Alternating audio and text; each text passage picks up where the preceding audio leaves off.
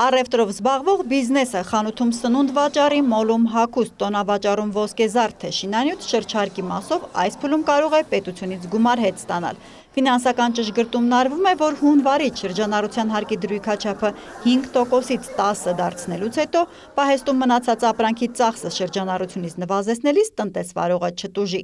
Եռամսյակի վճարած շրջարկը ներկայացրեք, վերահաշվարկենք ու ավել փողահետ փոխանցենք։ Առևտուր իրականացնող շրջարկի դաշտում գործունեությունը շարունակող կազմակերպություններին աջակցության մասին իրազեկում են Պետեկամուտների կոմիտեից։ Աջակցության ծրագրից օգտվելու պայման է նաև, որ հաշվարկված շրջանառության հարկի գումարը վճարված լինի, ինչպես նաև ներկայացվի դիմում, ընդ որում դիմումի ներկայացման վերջնաժամկետը առաջին եռամսյակի համար մայիսի 10-ն է։ Ընդամենը 5 օր է մնացել ծրագրի ավարտին, բայց դեռ շատ քիչ բիզնեսներ են դիմել։ Ֆինանսական հնարավորության մասին ՊԵԿ-ը հարկատուներին ծանուցել է նաև հաշվետվությունների ներկայացման ֆայլ օնլայն էլեկտրոնային համակարգին նամակ իրազեկում ուղարկելով, ցույց է տալիս Լուսինե Սարգսյանը։ Այստեղ մանրամասն ներկայացված է, թե ովքեր կարող են օգտվել ծրագրից,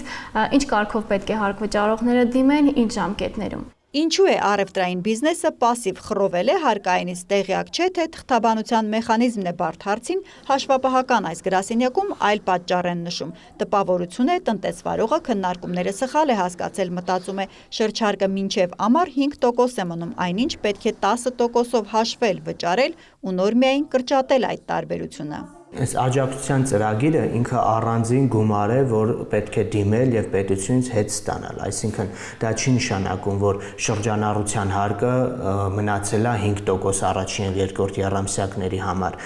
Շրջանառության հարկը 2025 թվականից փոփոխվել է, 5%-ը դարձել է 10%։ Որպեսզի գործարարը չխճճվի օրենքի բարդ բանաձևերի մեջ, Թիմ Թուբին իր կայքում կողմնորոշիչ հաշվի չէ դրել։ 3 թիվ լրացնելով ՓՄԶ-ն կարող է ստուգել ունի արդյոք վերադարձի ենթակա շրջարկի գումար։ Բիզնեսները կարող են մտնել արդեն առաջի եռամսյակի համար, որ իրենց շրջանառության հարկի հաշվետվությունը ներկայացրել են, ընդամենը 3 տվյալ այստեղ պետք է նշեն եւ պատկերացնեն, հասկանան արդեն ինչքան է կազմում, աջակցություն ունեն, թե չունեն, արժի դիմել, թե չարժի դիմել։ Մեր նկարահանման համար որպես օրինակ լրացվող եռամսյակի կտրվածքով 1 միլիոն շրջանառությամբ 80,000 դրամ շրջարկ վճարած եւ 100,000 չնվազեցվող գումար ունեցող գյուղի խանութը պետությունից կարող է հետ ստանալ 2 հոդվածով 30 + 65,000 դրամ։ Ծրագրի հաշվարկն է իմի բերում Հովհաննես Մելքոնյանը։ Մեր բերած օրինակի համար 95,000 դրամ